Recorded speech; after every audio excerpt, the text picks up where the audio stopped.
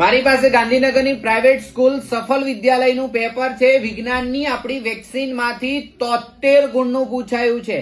આટલી ઝીણી બુકમાંથી 73 ગુણ. વિચાર કરી લો.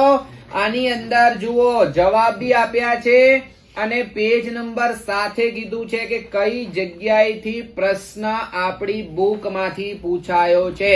ખાલી એમનેમ ગોળ ગોળ વાત નહીં, વિથ પ્રૂફ બતાવું છું. અત્યાર સુધી કેટલાય પેપરના એનાલિસિસ તમને કરીને બતાવ્યા છે. હર કોઈ પેપરમાંથી 60 થી વધારે ગુણનું પૂછાય છે.